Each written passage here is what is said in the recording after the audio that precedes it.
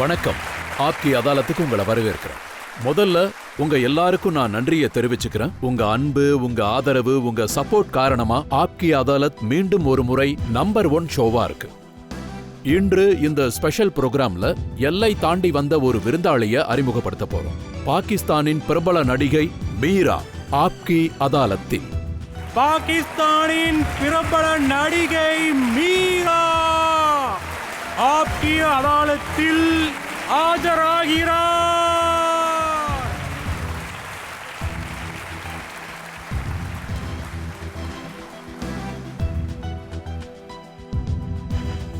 முதல்ல எல்லாருக்கும் ஆதாப், அப்புறம் வணக்கம்.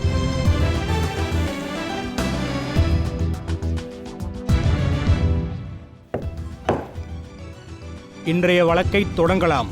இப்ப வழக்க தொடங்கலாம். ஆப்கி அதாலத்துல முதல் குற்றச்சாட்டு சூப்பர் ஸ்டார் மீரா மீது. ஆப்கி அதாலத்தில் பாகிஸ்தான் படங்களின் சூப்பர் ஸ்டார் மீரா மீது உள்ள குற்றச்சாட்டு. இவர் ஹிப்போக்ரேட்டா? மேடம், நீங்க உங்களை பத்தி சொல்றது கம்மி, மறைக்கிறது அதிகம். நான் என்னவா இருக்கேனோ அதெல்லாம் பப்ளிக் முன்னாடி தான் இருக்கு, பிரஸ் முன்னாடி இருக்கு, என் பேரண்ட்ஸ் முன்னாடியும் இருக்கு. நான் எதையும் மறைச்சதில்ல. நீங்க நிறைய மறைச்சிருக்கீங்க. உங்களுக்கு எப்படி தெரியும்? நீங்க ஏதாவது ஸ்டிங் ஆபரேஷன் நடத்துனீங்களா? உங்களோட உண்மையான பேர் ரூபாப். இதை நீங்க எப்பவும் யாருக்கும் சொன்னதில்லையே. உண்மையான பேரு, ஆமா, அது என் ஃபேமிலி பேரு. நீங்க முதல் படம் பண்ணும்போது அப்போ உங்களோட பேரு இர்தசான்னு வச்சிருந்தாங்க. இல்ல, அதுவும் என் ஃபேமிலி பேர் தான். உங்களுக்கு எத்தனை ஃபேமிலி நேம்ஸ் இருக்கு? ஆக்சுவலி என்னோட ஃபேமிலி நேம் வந்து அது இர்தசா ரூபாப். அதுக்கப்புறம் 3வது தடவை உங்க பேர் சமீரான்னு வச்சாங்க. இல்ல, அது தவறு. பாகிஸ்தான் பத்திரிகைகள்ல என்ன எழுதியிருக்காங்கன்னா உங்க பேரு சமீரா, அதே மாதிரி இந்தியா மேல உங்களுக்கு இருந்த அன்புனால சமீராவை மீரான்னு மாத்திக்கிட்டீங்கன்னு சொல்றாங்க. நோ நோ நோ, என்ன பேசுறீங்க? அதாவது ஆரம்பத்துல இருந்தே பாகிஸ்தான்ல இருக்கிற பேப்பர்ஸ்ல அதுலெல்லாம் நீங்க பார்த்தா அதுல மீரானதா இருக்கும். இது உண்மையா? நீங்க ரொம்ப சின்ன வயசுலயே ஆக்டிங் பண்ண ஆரம்பிச்சிட்டீங்களாமே. ஆமா, நான் என்னோட கெரியரை வந்து 15 வயசுல ஆரம்பிச்சேன். நீங்க ஆக்டிங் ஆரம்பிச்ச நேரத்துல கொஞ்சம் குண்டா இருந்தீங்களா? ஆமா, உண்மைதான். அப்புறம் எப்படி இந்த வெயிட் லாஸ் நடந்தது?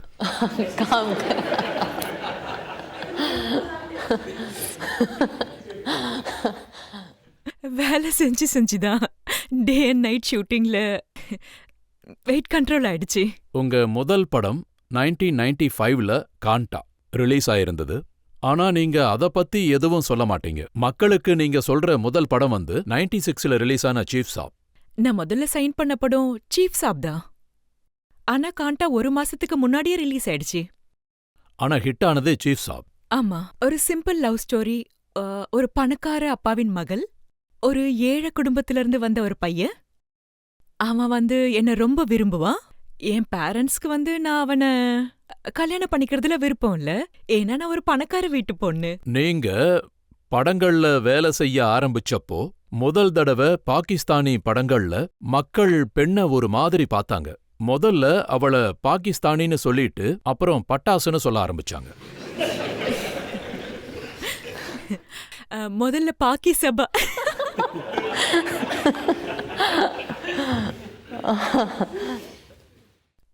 அதாவது ரோல்ஸ்ல வேரியேஷன் ரொம்பவே இம்பார்ட்டன்ட். நான் டிஃப்ரெண்ட் டைப்ஸ் ஆஃப் ரோல்ஸ் பண்ணணும்னு நினைக்கிறேன். நான் ரொம்ப சிம்பிள் ரோல்ஸும் பண்ணியிருக்கேன், கிளாமரஸ் ரோல்ஸும் நிறைய பண்ணியிருக்கேன், மதர் கேரக்டர்ஸும் நல்லா பண்ணியிருக்கேன், அப்புறம் லவ்வர் ரோலும் பண்ணியிருக்கேன், ஒய்ஃப் ரோலும் பண்ணியிருக்கேன், ரொம்ப கிளாமரஸான ரோல்ஸும் பண்ணியிருக்கேன். நான் வந்து படத்துல டிஃப்ரெண்ட் மோட்ஸ் கொடுத்துருக்கேன். அப்படி எந்த படம் உங்களுக்கு செக்ஸ் சிம்பிள்னு பேர் கொண்டு வந்தது? அப்படி ஒரு இமேஜ் எனக்கு இல்ல. அப்படி எதுவும் இல்ல. லாகூர் நியூஸ் பேப்பர்ஸ் உங்களுக்கு காட்டுறேன். அது எல்லாத்துலயும் இதுதான் எழுதியிருக்கு. நீங்க தவறான நியூஸ் பேப்பர்ஸ் பிக் பண்ணிருக்கீங்க. ஒரு ஆர்டிஸ்ட்னா அவங்கள பத்தி பாசிட்டிவ் அண்ட் நெகட்டிவாவும் வந்துகிட்டு இருக்கோம். பாசிட்டிவ்னா ஐ திங்க் நீங்க கொஞ்சம் அதாவது நான் உங்களுக்கு உண்மைய சொல்லணும்னா, நான் எடுத்து பார்த்த நியூஸ் பேப்பர்ஸ் எல்லாத்துலயும் இதுதான் எழுதியிருக்கு. மீராவ பாகிஸ்தான் படங்கள்ல சில பேர் செக்ஸ் சிம்பல்னு சொல்றாங்க. இன்னும் சிலர் ஹாட்டஸ்ட் ஸ்டார் ஆஃப் பாகிஸ்தானி ஃபிலிம்ஸ்னு சொல்றாங்க. ஆமா, நான் கிளாமரஸ் தான். நான் படங்கள்ல பார்க்க நல்லா இருப்பேன், எல்லா கேரக்டர்ஸ்க்குமே ஃபிட் ஆவேன், எல்லா ரோல்லையுமே ரொம்ப அழகா இருப்பேன். அததான் நான் நியூஸ் பேப்பர்ஸ்ல இருந்து எடுத்திருக்கேன். எனக்குள்ள ஒஸ்டாலிட்டிஸும் இருக்கு. அதாவது என்னோட கேரக்டர் வந்து செக்ஸி, படங்களுக்கு சம்பந்தப்பட்டிருந்தா செக்ஸி லுக்ஸ் இருந்தா நான் செக்ஸி கேர்ளாவே ஆயிடுவேன். அதே மாதிரி சிம்பிள் பொண்ணோட ரோல்னா நான் சிம்பிளாவே மாறிடுவேன். அதுவே சீரியஸ் பொண்ணோட ரோல்னா நான் சீரியஸாவே மாறிடுவேன். ஒருவேளை பார்வை இல்லாத பொண்ணோட ரோலா இருந்தா பார்வை இல்லாத பொண்ணாவே மாறிடுவேன். அது எதுவா இருந்தாலும் நீங்க அழகா இருக்கணும்னு ஆசைப்படுறீங்க. ஆமா, ஐ want to look good, I want to look beautiful. ஒரு நல்ல ஆக்ட்ரஸா நான் இருக்கணும்னு நினைக்கிறேன். எந்த கேரக்டரா இருந்தாலும் பர்ஃபெக்ட்டா இருக்கணும். எந்த கேரக்டர்ல இருக்கேனோ இது அந்த பொண்ணுதான், மீரா இல்லைன்னு சொல்லணும். அப்ப உங்க அழக பத்தி நீங்க ரொம்ப பெருமைப்படுறீங்க. ஆ, மக்கள் எப்பவுமே என்ன மட்டும்தான் பார்க்கணும்னு மனசு சொல்லுது, வேற யாரையும் பார்க்க கூடாது. வேற யாரையாவது பார்த்தா நீங்க எப்படி ஃபீல் பண்ணுவீங்க? அது எனக்கு பிடிக்காது. என்ன மட்டும்தான் பார்க்கணும்னு நினைப்பேன், அவ்வளவுதான். மீரா மேடம், நீங்க வாய திறந்த ஒவ்வொரு தடவையும் ஏதாவது ஒரு கான்ட்ரவர்சி உருவாகுது. இன்னும் நிறைய கேள்விகள் எங்ககிட்ட இருக்கு, குற்றச்சாட்டுகள் இருக்கு. பாகிஸ்தான் படங்களின் சிறந்த நடிகை மீரா மீது மக்களின் குற்றச்சாட்டுகள் தொடரும். ஒரு பிரேக் அப்புறம்.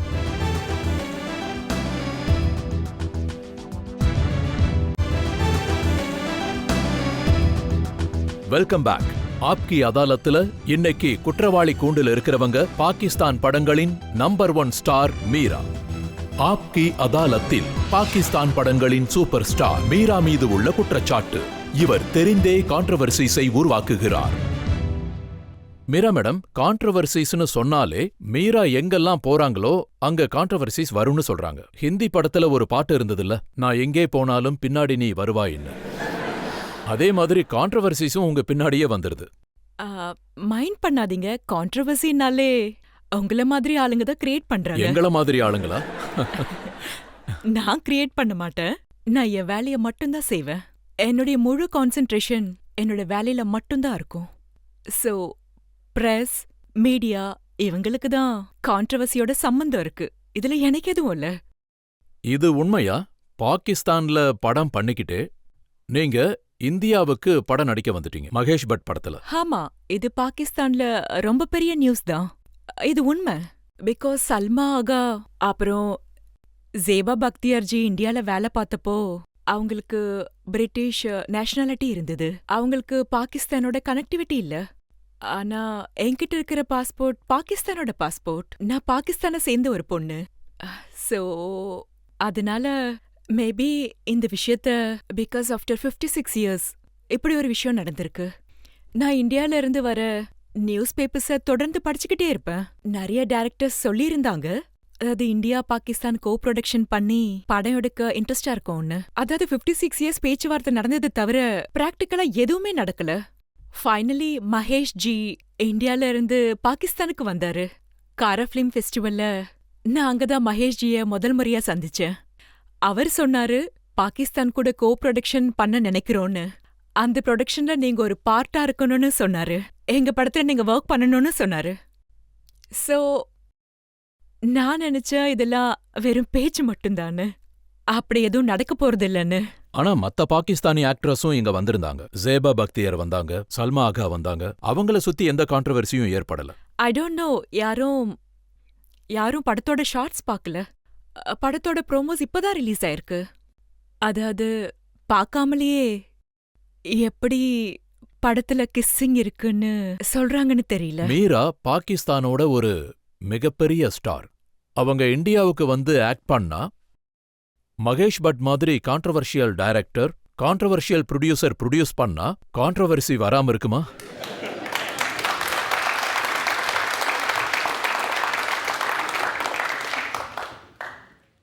உங்க பார்வையில வேணா அப்படி இருக்கலாம். ஆனா உலகம் முழுக்க அவருக்கு ரொம்ப நல்ல பேர் இருக்கு. மக்கள் அவரை ரொம்ப நேசிக்கிறாங்க. அதுவும் முக்கியமா நான் அவரோட நிறைய படங்களை பார்த்திருக்கேன். அர்த், ஜஹம், சடக், ஆம்ஹேன் ரஹி பியார் கி, இந்த மாதிரி நிறைய படங்கள் இருக்கு. அது ஹீஸ் ரொம்ப ரொம்ப சிறந்த மனிதர். அவருக்கு பிரில்லியன்ட் மைண்ட் இருக்கு. அதே மாதிரி அவரை பாகிஸ்தான் மக்கள் ரொம்ப நேசிக்கிறாங்க. அவரை ரொம்ப பிடிக்கும், அவரை ரொம்ப விரும்புறாங்க. எங்களோட பிரஸ் ஆகட்டும், எங்களோட மக்களாகட்டும், எங்க டைரக்டர்ஸ் அவரோட படங்களை பார்த்து கத்துக்கிறாங்க. படம் இன்னும் ரிலீஸ் ஆகல, படத்தோட ப்ரோமோஸும் ரிலீஸ் ஆகல, அதுக்குள்ளேயே கான்ட்ரோவர்சிஸ் ஆரம்பிச்சிடுச்சு. இத நீங்க தான் கிரியேட் பண்ணிருக்கீங்க. நானா? மீடியா கிரியேட் பண்ணிருக்கு. மகேஷ்ஜிக்கும் இதுக்கும் எந்த சம்பந்தமும் இல்ல, எனக்கும் இதுக்கும் எந்த சம்பந்தமும் இல்ல. நான் சைலண்டா தான் இந்த படத்தை கம்ப்ளீட் பண்ணேன். ஃபைனலி படம் வந்ததுக்கு அப்புறம் நீங்களே பாப்பீங்க. மீரா மேடம், அதாவது ஒரு பாகிஸ்தானி ஆக்ட்ரஸ் இந்தியன் படத்துல இந்த கிஸ்ஸிங் சீன் கொடுத்தா கான்ட்ரோவர்சி ஆகதானே செய்யும். ஃபர்ஸ்ட் ஆஃப் ஆல் இந்த அலிகேஷன்ஸ் எல்லாமே அடிப்படை இல்லாதது. மகேஷ் பட்டோட படத்துல எந்த வல்கர் சீன்ஸுமே கிடையாது. இந்த விஷயத்தை வச்சுதான் கான்ட்ரோவர்சி கிரியேட் ஆச்சு. குறிப்பா பாகிஸ்தான் பிரஸ்லயும் இதுதான் ஆச்சு. அதாவது ஒரு பாகிஸ்தானி ஆக்ட்ரஸ் இந்தியாவுக்கு போய் ஒரு ஹிந்து ஸ்டார படத்துல கிஸ் பண்றாங்கன்னு. நீங்க படம் பாத்தீங்களா? இன்னும் ரிலீஸே ஆகலையே, நான் எப்படி பார்க்க முடியும்? சரி, அப்ப முதல்ல நீங்க சொல்லுங்க. நீங்க படமே பார்க்கல, அப்புறம் எப்படி படத்துக்குள்ள ஒரு கிஸ்ஸிங் சீன் இருக்குன்னு நீங்க எப்படி சொல்றீங்க? நீங்க என்ன கேரண்டி தரீங்க? இல்ல, அந்த மாதிரி சீன் இருக்கா இல்லையான்னு நீங்க தான் எங்களுக்கு சொல்லணும். பிகாஸ் நீங்க பேசுறீங்க, மீடியா சொல்றாங்க, மக்கள் சொல்றாங்க படத்துக்குள்ள இப்படி ஒரு சீன் இருக்குன்னு. எனக்கு ஒரு விஷயம் சொல்லுங்க, அதை யாரு பாத்திருக்கான்னு. எனக்கு ஸ்கிரீன்ல அதுக்கான ப்ரூஃப் இருக்கான முதல்ல காட்டுங்க. நான் அதை பார்க்க விரும்புறேன். மீரா மேடம், எனக்கு தெரிஞ்ச வரைக்கும் புகை ஆரம்பிச்சா கண்டிப்பா ஏதாவது ஒரு இடத்துல தீ இருக்கும்.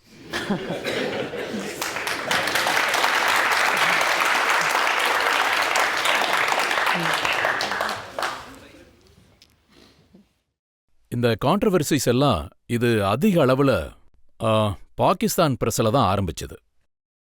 ஆமா, அவங்க அப்படி நினைச்சது சரிதான். Absolutely they are very right. ஏன்னா அவங்க என்ன ரொம்ப நேசிக்கிறாங்க. ஏன்னா நான் அந்த நாட்டை சேர்ந்த பொண்ணு, நான் அந்த நாட்டோட ஸ்டார். இன்னைக்கு நான் என்னவா இருக்கனோ அதுக்கு காரணம் பாகிஸ்தான் தான். இன்னைக்கு நான் இங்க உட்கார்ந்து இருக்கிறதுக்கு காரணம் பாகிஸ்தான் தான். அது என்னுடைய நாடு, என் தாய் நாடு, அப்புறம் என்னுடைய மதர்லேண்ட். அப்புறம் பாகிஸ்தானோட உறவு என்னைக்குமே முடிஞ்சிடாது. ஆனா அவங்க ரொம்ப டச்சி, என் மேல ரொம்ப பொசசிவா இருக்காங்க. அவங்க விரும்புறது என்னன்னா, நான் பாகிஸ்தானுக்கு வெளிய நான் வேற எந்த நாட்டுக்காவது போய் வேலை பார்க்கலாம். அதாவது இந்தியாவுல வேலை பார்க்கலாம், ஹாலிவுட்ல போய் வேலை பார்க்கலாம், லண்டன் ஃபிலிம் இண்டஸ்ட்ரியில போய் வேலை பார்க்கலாம். ஆனா நான் பாகிஸ்தானோட பண்பாட்டை எப்பவும் நினைவுல வச்சுப்பேன், அதையும் எப்பவும் கடைபிடிப்பேன். என்னுடைய பேரண்ட்ஸோட வளர்ப்பு, அவங்க எனக்கு கத்து கொடுத்தது, அத நான் எப்பவுமே பின்பற்றுவேன். அப்போ மகேஷ் சார் கூட வேலை பார்க்கும்போது நீங்க உங்க பண்பாட்டை கடைபிடிச்சீங்களா இல்ல தவறிட்டீங்களா? நான் கண்டிப்பா எங்களுடைய பண்பாட்டை நான் காப்பாத்திருக்கேன். நான் ரொம்ப நல்லா வேலை பார்த்திருக்கேன். எனக்கு ரொம்ப பிடிச்சிருக்கு. ஃபைனலி இன்ஷா அல்லாஹ் மக்கள் அந்த படத்தை பார்க்கும்போது கண்டிப்பா புரிஞ்சுப்பாங்க. அதாவது நாங்க எங்க டீம் சேர்ந்து, மகேஷ்ஜி, சோனி ரஸ்தான் எல்லாரும் சேர்ந்து ஒரு நல்ல படத்தை உருவாக்கி இருக்கோம். அந்த படம் இந்தியா மற்றும் பாகிஸ்தான் ஆடியன்ஸ்க்கு கிஃப்டா கொடுக்க விரும்புறோம். நட்பின் பேர்ல அதை டெடிகேட் பண்ண விரும்புறோம். அந்த உணர்வுகளோட தான் நாங்க இந்த வேலையவே ஆரம்பிச்சோம். The 56 years. இந்த 56 இயர்ஸ்ல ஃபர்ஸ்ட் டைம் ஃபைனலி ஒரு கோ ப்ரொடக்ஷன் வந்திருக்கு. ஆனா இது வரைக்கும் நீங்க இத சொல்லவே இல்ல. கான்ட்ரோவர்சிங்கிற விஷயம் எதுக்காக ஆரம்பிச்சதோ அது அந்த சீன் படத்துல இருக்கா இல்லையா? நம்ம படத்தை பார்த்ததுக்கு அப்புறம் பேசலாம். நான் கேள்விப்பட்டது என்னன்னா, கான்ட்ரோவர்சி உருவானதுக்கு அப்புறம் பட்சாருக்கு பிரஷர் கொடுத்து அந்த சீனை நீங்க எடுக்க வச்சிட்டீங்களாமே.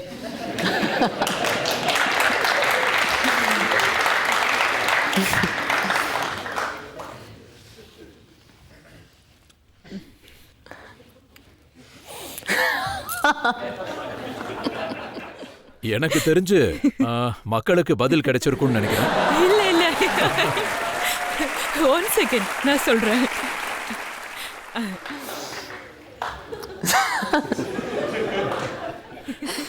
ஐம் சாரி, எனக்கு சிரிப்பு தான் வருது. இந்த கான்ட்ரோவர்சியெல்லாம் உருவாக்குறது நீங்க தான்.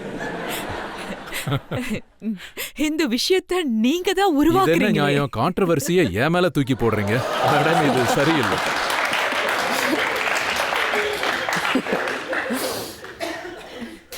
ஆக்சுவலி அதாவது வந்து இதுக்கான பதில் நான் இப்ப கொடுக்க விரும்பல.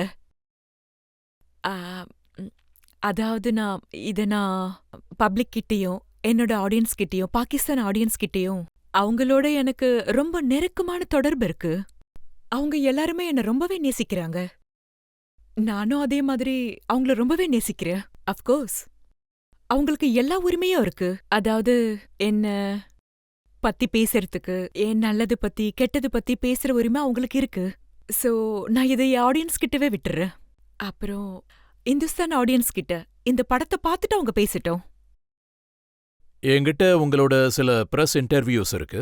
ஆ, அதுல நீங்க சொல்லியிருக்கீங்க, ஒருவேளை கதை டிமாண்ட்ல இருந்தா நான் எந்த மாதிரி ரோலா இருந்தாலும் நடிக்க தயாரா இருக்கேன்னு சொல்லியிருக்கீங்க. அதாவது it's a universal truth. Acting means freedom of expression. அதாவது ஆக்டிங்கான அர்த்தம், நான் ஒரு ஆக்ட்ரஸ், எனக்கு டிஃபரெண்ட் டைப்ஸ் ஆஃப் ரோல்ஸ் கிடைக்குது. அதே மாதிரி நான் டிஃபரெண்ட் டைப்ஸ் ஆஃப் ஆக்டிங் பண்ணணும். நான் இங்க நடிக்கிறதுக்காக தான் வந்திருக்கேன். ஆனா நீங்க பாகிஸ்தான் படங்கள்ல நடிக்கும்போது அதுல நீங்க இந்த மாதிரி சீன் எக்ஸ்போஷர் பண்ற மாதிரி. ஆமா, நான் கண்டிப்பா பண்ணுவேன். என் படத்துக்கு டிமாண்ட் இருந்தா, என்னுடைய கேரக்டருக்கு டிமாண்ட் இருந்தா, என்னுடைய டைரக்டர் அத விரும்பினா நான் அத கண்டிப்பா நான் பண்ணுவேன் அத. ஆனா சில பேர் நீங்க அதை பண்ணக்கூடாதுன்னு அப்ஜெக்ட் பண்ணா அதுக்கு உங்களோட பதில் என்ன? இது என்னோட வேலை, இது என்னோட பேஷன், இதுதான் என்னுடைய வேலை. என்னோட வேலைக்கு நான் எந்த ஒரு துரோகத்தையும் பண்ண முடியாது. நான் என்னுடைய வேலைய நேர்மையா பார்க்கணும்னு நினைக்கிறேன். எனக்கு ஆக்டிங்க தவிர வேற எதுவுமே தெரியாது. எனக்கு ஆக்டிங் மட்டும்தான் பண்ணணும். உங்களுக்கு ரொம்ப நல்லா பதில் சொல்லவும் தெரியுது. அப்படியா? ஒரு இன்டர்வியூல நீங்க சொல்லியிருக்கீங்க, it is my body, if I expose it no one should have a problem. ஆ,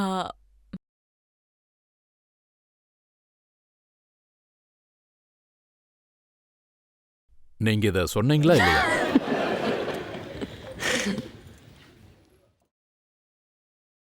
நான் ஏற்கனவே உங்ககிட்ட சொன்ன மாதிரி நான் ஆக்டிங் பண்றதுக்காக தான் வந்திருக்கேன்.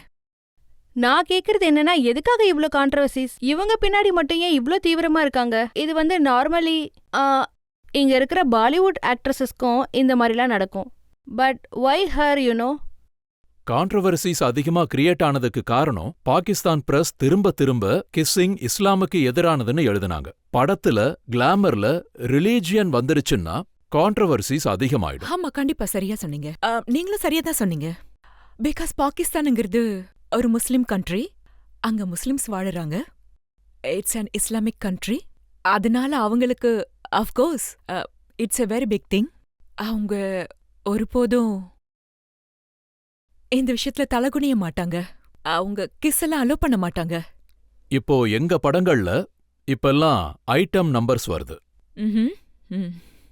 நீங்க பாத்திருக்கலாம், காட்டா லகா மாதிரியான பாடல்கள். ஆமா, இதெல்லாம் பாகிஸ்தான் படங்கள்ல அலோ பண்ண மாட்டாங்கல்ல? நாங்க புர்கா போட்டுக்கிட்டு படங்களை பண்ண மாட்டோம். டிஃப்ரெண்ட் டைப்ஸ் ஆஃப் ட்ரெஸ்ஸஸ் எல்லாமே போடுவோம். எக்ஸ்போசிங்கும் இருக்கு. ஆனா ப்ராப்ளம் என்னன்னா, நான் இந்தியாவுக்கு வந்து வேலை பார்த்தேன்.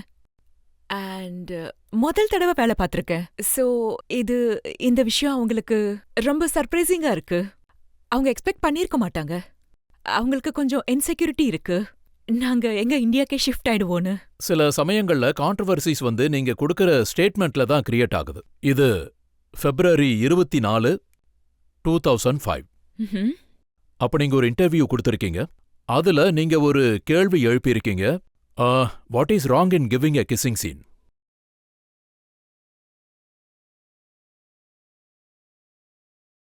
இல்ல, நான் அப்படிலாம் எதுவும் சொல்லலையே. நீங்க சொல்லாமையே நியூஸ் பேப்பர்ல பிரிண்ட் பண்ணிடுறாங்களா? ஐ டோன்ட் நோ, நான் அப்படி எதுவுமே சொல்லல. நீங்க எப்பவும் இப்படிதானா, இல்ல இங்க வந்துதான் இப்படி இருக்கீங்க?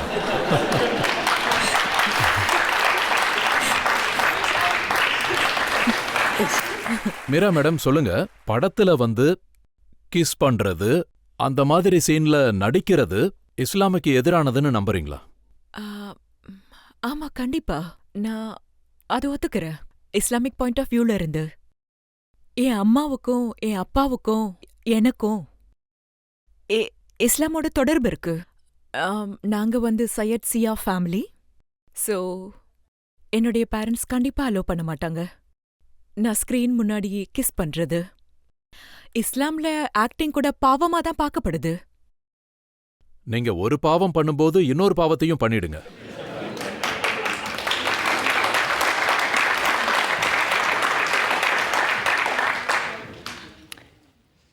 பாருங்க, வேலையையும் மதத்தையும் நீங்க ஒன்னா மிக்ஸ் பண்ணாதீங்க. என்னுடைய வேலை தான் என்னோட இபாதத். நான் என்னுடைய வேலைய ஒரு இபாதத் மாதிரி தான் பண்ணுவேன். ஸோ ப்ளீஸ் பெட்டர் நீங்க இதை மிக்ஸ் பண்ணாம இருந்தா நல்லா இருக்கும். நீங்க அந்த கிஸ்ஸின் பண்ணியிருந்தா அந்த தப்பை நீங்க ஒத்துக்குங்க. பாகிஸ்தானி சொன்ன பைத்தியம் இல்ல திரும்ப திரும்ப சொல்றதுக்கு. உங்களால தவறு நடந்துருச்சு மேடம். ப்ளீஸ் அதை நீங்க ஒத்துக்குங்க. நீங்க பேசுறத கேட்கும்போது சல்மான் கான் பேசுற மாதிரியே இருக்கு.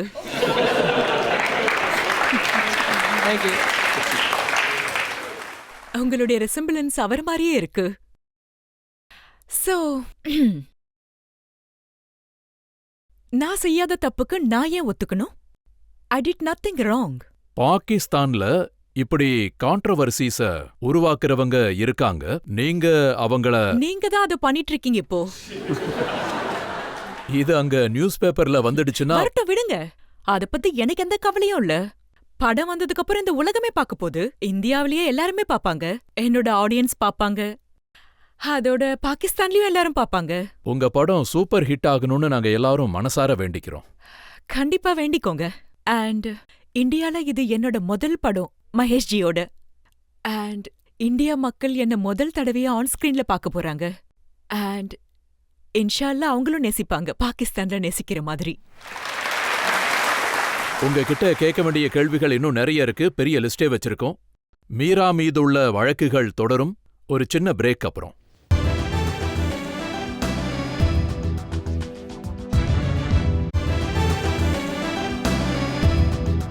Welcome back. ஆப்கி அதாலத்தில் இன்று குற்றச்சாட்டுகளுக்கும் கேள்விகளுக்கும் இடையில் உள்ளார் பாகிஸ்தானின் பெஸ்ட் ஆக்ட்ரஸ் மீரா. ஆப்கி அதாலத்தில் பாகிஸ்தான் படங்களின் சூப்பர் ஸ்டார் மீரா மீது உள்ள குற்றச்சாட்டு. இவர் நன்றி மறந்தவர். மீரா மேடம், பாகிஸ்தான் படங்கள்ல உங்களை சூப்பர் ஸ்டார் ஆக்குனாங்க. இது நன்றி மறக்கிற மாதிரி இல்லையா? நீங்க அந்த படங்களை விட்டுட்டு இங்க மும்பைக்கு நடிக்க வந்திருக்கீங்க. நான் சாகும் வர இதை மட்டும்தான் சொல்லுவேன். அதாவது நான் இன்னைக்கு இப்படி இருக்கேன்னா அது பாகிஸ்தான் ஃபிலிம் இண்டஸ்ட்ரி மட்டும்தான் காரணம். இன்னைக்கு நான் இந்தியால இருக்கேன்னா just because of Pakistan, just because of Pakistani film industry. So அவங்கள என்னால எப்பவும் மறக்க முடியாது. பாகிஸ்தான்ல என்னோட ஆடியன்ஸ் என்ன எந்த அளவுக்கு நேசிக்கிறாங்களோ அதே மாதிரி இங்கேயும் என்னுடைய வேலையை பார்த்து எல்லாரும் என்ன நேசிக்கணும். அதுதான் என்னுடைய ஆசை. அப்போ இங்க இருக்கிற நம்பர் 1 ஸ்டார் ஐஸ்வர்யா ராய்க்கு சேலஞ்ச் பண்ண வந்திருக்கீங்களா? இல்ல, நான் இங்க யாரையும் சேலஞ்ச் பண்ணி வரல. ஆனா ஒருவேளை இந்தியாவின் ரசிகர்கள் விரும்புனா நான் இங்க வேலை பார்க்கறதுக்கு அவங்க எனக்கு ஆதரவு கொடுத்தா நான் கண்டிப்பா வேலையை தொடருவேன். பட் இப்போதைக்கு பாகிஸ்தான்ல எனக்கு எந்த அளவுக்கு ஆதரவு கிடைச்சதோ நான் இங்க வந்ததுல இருந்து எனக்கு எப்படி சொல்றதுன்னு தெரியல. எனக்கு பாகிஸ்தானை விட இங்க நிறைய ஆதரவு கிடைச்சிருக்கு.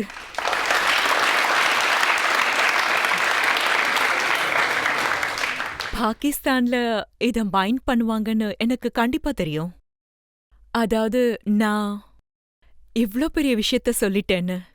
ஆனா நான் நேர்மையாவும் ஹானஸ்டியாவும் என்னால பொய் சொல்ல முடியாது. இன்னைக்கு என் மனசுல பாகிஸ்தானுக்காக எவ்வளோ அன்பு இருக்கோ அதே அளவுக்கு எனக்கு இந்தியா மேலயும் இருக்கு.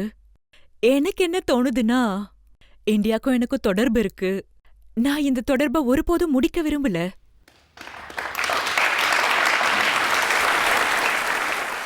இந்தியாவுல படம் பார்க்கிற ஆடியன்ஸ் வந்து அவங்க உங்களை எப்படி பார்க்கணும்? ஐஸ்வர்யா ராய ரீப்ளேஸ் பண்ண வந்திருக்கீங்கன்னா இல்ல மல்லிகா ஷெராவத்தை ரீப்ளேஸ் பண்ண வந்திருக்கீங்களா?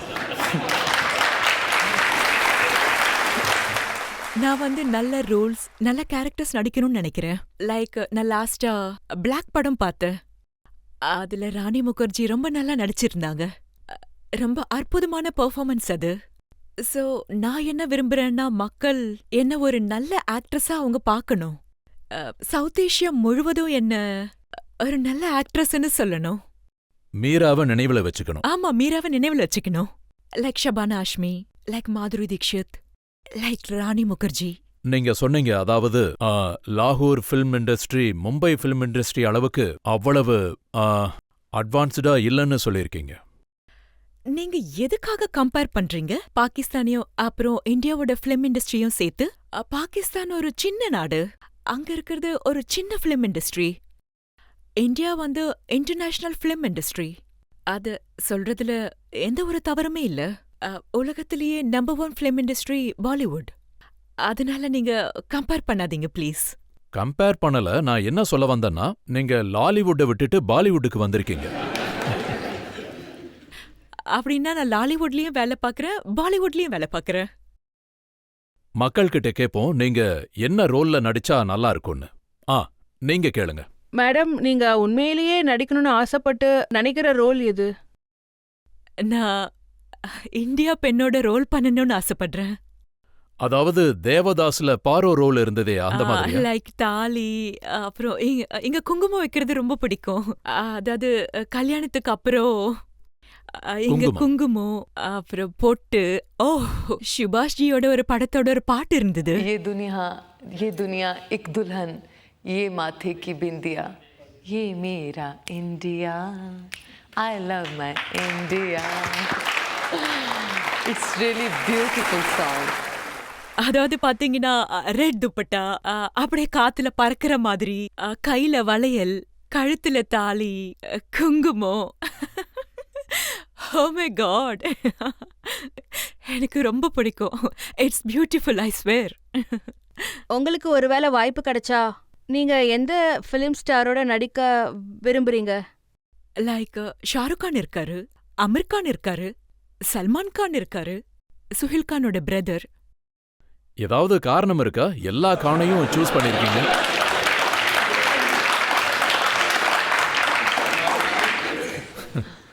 நீங்க ரித்திக் ரோஷன் பேரே சொல்லல. Of course, ரித்திக் ரோஷனோட பேரை சொல்றேன். He is a brilliant actor.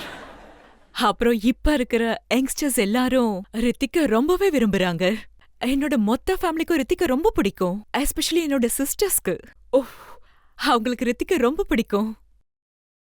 So like Saif Ali Khan இருக்காரு, அண்ட் ஜான் இப்ராஹிம் இருக்காரு, அப்புறம் அனில் கபூர். அவரு ஹீஸ் ரொம்ப பிரில்லியன்ட். அப்புறம் அமிதாப் பச்சன். அனில் கபூர் வந்து ரொம்பவே வெர்சிட்டலான ஆக்டர். அவருடைய நடிப்பு ரொம்பவே நல்லா இருக்கும். ஸோ இவங்க எல்லாருமே எனக்கு ரொம்ப பிடிக்கும். பாகிஸ்தானி பிரஸ்ல இருந்து இன்னொரு கேள்வி இருக்கு. அதுல அவங்க நன்றி மறுப்பு குற்றச்சாட்டு எழுப்பியிருக்காங்க. ஒரு நியூஸ் பேப்பர்ல எழுதியிருக்காங்க, நீங்க ஒரு ஹிந்து ஆக்டரை கல்யாணம் பண்ணிக்கிட்டீங்கன்னு. ஹிந்து ஆக்டரையா?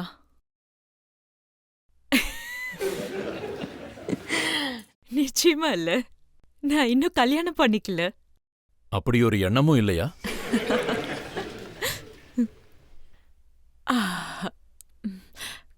கல்யாணம் வந்து ரொம்பவே ஒரு அழகான விஷயம். நான் கல்யாணம் பண்ணிக்கிறதா இருந்தா இந்த உலகத்துக்கு முழுசா சொல்லிட்டு தான் பண்ணிப்பேன். அந்த கல்யாணத்தை பத்தி உலகம் முழுதும் பேசுவாங்க. எனக்கு இன்விடேஷன் அனுப்புவீங்களா? Oh, of course, why not. Of course, நான் உங்களுக்கே முதல்ல இன்விடேஷன் அனுப்பி வைக்கிறேன். ப்ராமிஸ். அங்க இருக்கிற பிரஸ் இதையும் எழுதியிருக்காங்க, மீரா இந்தியாவுக்கு ஷிஃப்ட் ஆக முயற்சி பண்றாங்கன்னு, இங்கேயே வந்து செட்டில் ஆக போறாங்கன்னு. அப்படிலாம் எதுவும் இல்ல.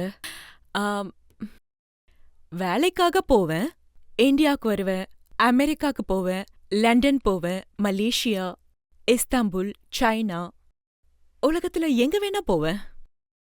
ஆனா பாகிஸ்தாவை ஒருபோதும் விட மாட்டேன். அண்ட் ஐ திங்க் ஒரு குழந்தை தான் அம்மா மடியில இருந்து ஒருபோதும் விலக நினைக்காது. அதுக்கு வாய்ப்பே இல்ல.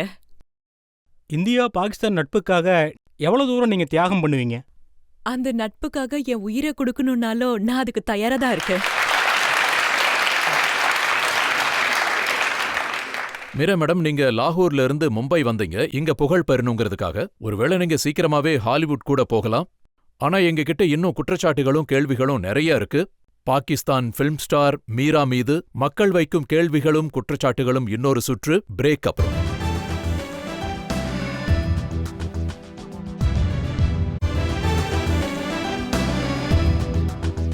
Welcome back. இன்று மக்கள் நீதிமன்றத்துல நம்ம விருந்தினர் எல்லை தாண்டி இருக்கும் பாகிஸ்தானின் பிரபலமான ஸ்டார் மீரா. ஆப்கி அதாலத்தில் பாகிஸ்தான் படங்களின் சூப்பர் ஸ்டார் மீரா மீது உள்ள குற்றச்சாட்டு. இவர் பயப்படுகிறார். மீரா மேடம், இது உண்மையா? லாகூர் படங்கள்ல, பாகிஸ்தான் படங்கள்ல உங்களுக்கு ரொம்ப காம்படிஷன் இருந்ததுனால பயந்து போய் இங்க மும்பை ஃபிலிம் இண்டஸ்ட்ரிக்கு வந்துட்டீங்களா? காம்படிஷன் இருக்கிற இடத்துக்கு தானே வந்திருக்கேன். அங்க நீங்க நம்பர் 1 ஸ்டாரா இருந்தீங்க. உங்க பொசிஷன் அங்க த்ரெட்டன் பண்ணப்பட்டுச்சா? நான் அங்க நம்பர் 1 இருந்த இப்பவும் இருக்கேன். இங்க மும்பை ஃபிலிம் இண்டஸ்ட்ரியில உங்களுக்கு நிறைய ஆஃபர் கொடுத்ததா கேள்விப்பட்டேன். ஆமா, பாகிஸ்தான்லயும் நிறைய வேலை இருக்கு. இந்த டைம்ல நிறைய டைரக்டர்ஸ் நான் அவங்க படத்துல சைன் பண்ணணும்னு விரும்புறாங்க. அண்ட் இந்தியாலயும் இங்க நிறைய பேர் என்ன பார்க்க வந்தாங்க அவங்க படங்களோட.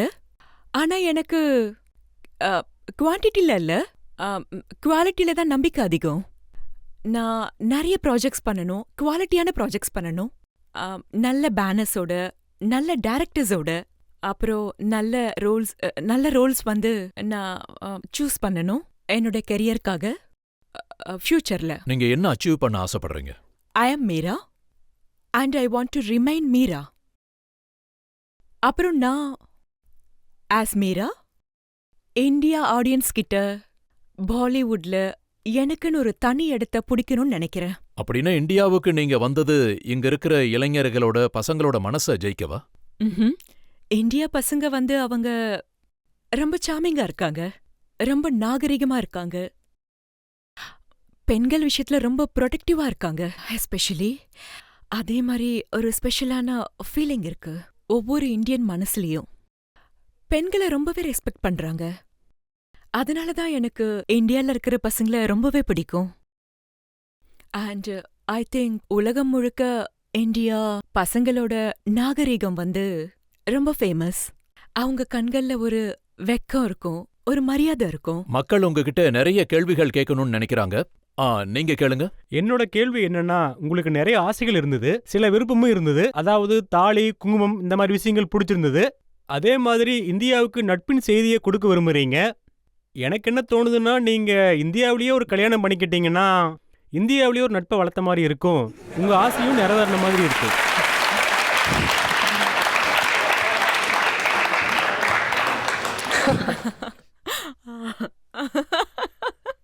மேடம், ஒருவேளை நீங்க கல்யாணத்தை பத்தி யோசிக்கிறீங்கன்னா எனக்கு கூட இன்னும் கல்யாணம் ஆகல மேடம்.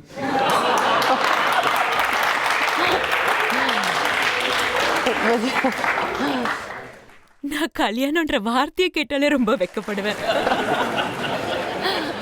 இப்போ இந்தியா பாகிஸ்தானுக்கு நடுவுல நடக்கிற அமைதி ப்ராசஸ்ல, பீஸ் ப்ராசஸ்ல உங்க ரோல் என்னன்னு நினைக்கிறீங்க?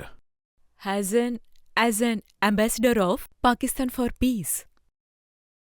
பீஸ்னு அம்பாசிடர் ஆகணும்னு ஆசைப்படுறேன். 2 நாடுகளுக்கு இடையில அமைதி, அன்பு, பாசம் கொண்டு வரணும். ஏன்னா இன்னும் எத்தனை நாளைக்கு தான் எப்பவும் நம்ம சண்டை போட்டுக்கிட்டே இருக்க போறோம்? ஒருத்தர் அபியூஸ் பண்ணிக்கிட்டே இருக்கிறது, எப்பவும் பாம் தயாரிச்சுக்கிட்டே இருக்கணுமா ஒருத்தர் அழிக்கிறதுக்காக? அதனால யாராவது இருக்கணும். 2 நாடுகளுக்கிடையே நட்புக்காக செய்தி கொண்டு போக, அந்த மிஷனுக்காக நட்பும் அமைதியும் உருவாக இந்தியா பாகிஸ்தானுக்கு இடையில யாரு வேலை பண்றாங்களோ அவங்களோட நான் எப்பவும் துணையா இருப்பேன். அவங்களுக்கு எப்ப வேணா என்னுடைய உதவி தேவைப்படலாம். அவங்க எனக்கு கால் பண்ணலாம். இந்த பீஸ் ப்ராசஸ்ல நான் அவங்க கூட இருப்பேன். நான் எப்பவும் அவங்களுக்கு துணையா நிற்பேன். அதாவது 2 நாடுகளுக்கு இடையில இருக்கிற இந்த மோதல் 57 வருஷம் பழசு, 57 இயர்ஸ் ஓல்டானது. இதை எப்படி நீங்க தீர்ப்பீங்க? சொல்லுவாங்கல்ல, கடைசியில அன்புதான் ஜெயிக்கும்னு. எனக்கு அந்த நம்பிக்கை இருக்கு. அது நிச்சயமா பொய்யாகாது. அதாவது அன்பால நம்மளால போற ஜெயிக்க முடியும், சண்டை போட்டு இல்ல. இதுதான் மக்களின் குற்றச்சாட்டுகள். மீராவின் விளக்கம். இப்போ நேரம் வந்துருச்சு இன்றைய ஜட்ஜ் அனுராக் பத்ராவின் தீர்ப்பை கேட்க. மீரா மேடம், மக்களோட ப்ராசிக்யூட்டர் ரஜத் சாரோட குற்றச்சாட்டுகள் கேள்விகளுக்கு தயக்கத்தோடும் பதட்டத்தோடும் பதில் கொடுத்தீங்க. ரஜத் சார் முன்வச்ச தகவல் இருந்த போதும் மீரா தன்னை ஒரு ஆர்டிஸ்டாக வரையறுத்தார். அவருடைய வேலை ஆக்டிங் என்று தெரிவித்தார். இந்த கான்ட்ரவர்சியை அவர் உருவாக்கவில்லை, மீடியா மற்றும் பிரஸ் இவற்றை பிரச்சனையாக்குவதாக அவர் கூறினார். மீரா மக்கள் கேட்ட எல்லா கேள்விகளுக்கும் திறன்பட பதிலளித்தார். அவர் சொல்வது என்னவென்றால், அவருடைய படம் ரிலீஸ் ஆன பிறகு உண்மை வெளிச்சத்துக்கு வரும் என்று. இந்த அனைத்து விஷயங்களையுமே கருத்தில் கொண்டு இந்த நீதிமன்றம் மீராவை விடுதலை செய்கிறது. இந்த நீதிமன்றம் என்னை விடுவிக்க கூடாதுன்றதுதான் என்னுடைய ஆசை. உங்களுக்கு என்ன தண்டனை கொடுக்கலாம்? என்ன கைது செஞ்சிருங்க. இந்தியால என்ன கைது செஞ்சிருங்க, ஒரு ஜெயிலன் உருவாக்கி. உங்களுக்கு வேணும்னா ஒரு தண்டனை கொடுக்கலாம். உங்களுக்கு ரொம்ப பிடிச்ச பாட்டை ஆடியன்ஸுக்கு பாடி காட்டுங்க. Oh my God. என்ன பாட்டு கேட்க விரும்புறீங்க நீங்க? உங்களுக்கு ரொம்ப பிடிச்ச பாட்டு, நீங்க நல்லா பாடுற பாட்டு. कैसी ज़मीं और आसमां इसके सिवा जाना कहाँ, चलती रहे ये रोशनी, चलता रहे ये कारवां, दिल दिल पाकिस्तान जा जा हिंदुस्तान, दिल दिल पाकिस्तान जा जा हिंदुस्तान, दिल दिल पाकिस्तान जा जा हिंदुस्तान, दिल दिल पाकिस्तान. नमस्ते. Thank you. இந்த நம்பிக்கையோட இந்தியா பாகிஸ்தான் நட்புக்கான மீரா அவர்களின் உணர்வு மந்திரமாக வேலை செய்ய வேண்டும். இரண்டு நாடுகளின் மக்களையும் இது நெருக்கமாக கொண்டு வரும். இன்றைய வழக்கு இதோடு முடிகிறது. அடுத்த வாரம் மீண்டும் சந்திப்போம் ஒரு புதிய விருந்தாளியோடு. அதுவரைக்கும் நன்றி, வணக்கம்.